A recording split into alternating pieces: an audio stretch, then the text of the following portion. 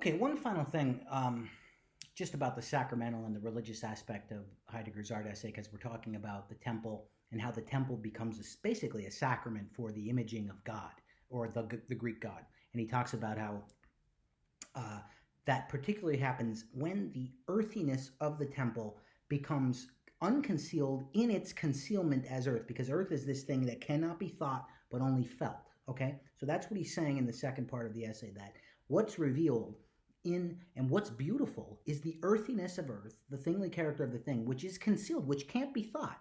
And world tries to illuminate it, and you get a glimpse of that in your emotional structure, in your moods as receptual attunements, and that's felt with pleasure. And moreover, you're somehow aware of its interpretive nature, of its sacramental nature, that it points beyond, and that it points beyond to something that cannot be completely captured.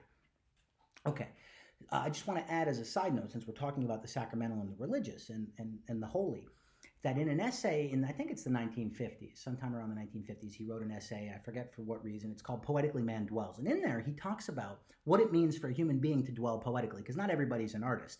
And at the end, he quotes a Hölderlin poem that says, "As long as kindness, the pure, still stays with man's heart, not unhappily does he measure himself against the Godhead. As long as kindness, Freundlichkeit in German, dwells within man's heart, human's heart, not unhappily does he measure himself against the Godhead." And there's another line in that poem that he's riffing on or exegeting, I guess, from Hölderlin, or interpreting, that talks about man, or human beings, as the image of God. And what he ends up saying in this essay is that what it means to dwell poetically for Heidegger, and he thinks he's getting this from Hölderlin, what it means to dwell poetically is actually to become an image, a sacrament of God, of the sacred. How do you do that? By having Freundlichkeit dwell within your heart. So it's kind of a nice thing, nice place Heidegger moves here. Namely that if you're kind, or if you practice kindness, charity, Freundlichkeit, you become you open yourself up as a da of God. You become the place where God can sort of flash through and happen. Okay, you can become an image that is something that makes something absent present. It's a presence in an absence. That's what another way of thinking of a sacrament. It's making something present. It's becoming present. So what happens in the Eucharist? Christ becomes present. What happens in an act of kindness? God becomes present. And of course, this is in the New Testament, 1 John. God is love. He who abides in love abides in God, and God abides in him. Let us love one another, for the one who does not love does not know God, for God is love. Right? This is 1 John chapter 4, 8 and then 16.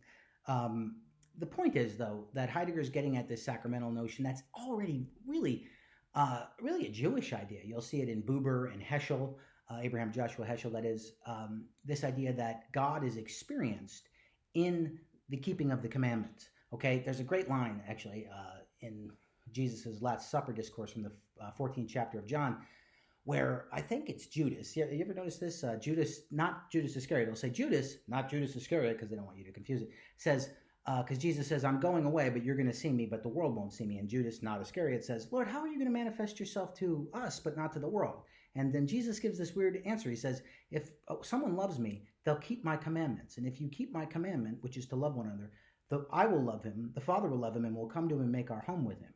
In other words, in keeping the love commandment, you get a deeper sense of the presence of God. So, it's called Holy Thursday is called Maundy Thursday, because of the delivery of the commandment. And there's a sense that's a gift to be able to keep this commandment of loving one another. And that's not different from what Heidegger is saying, because it's a way of, it's kind of a Eucharist in and of itself. It's a sacrament. In other words, keeping the love commandment is a sacrament. And that's what I think Heidegger ends up at the end of his life. Okay.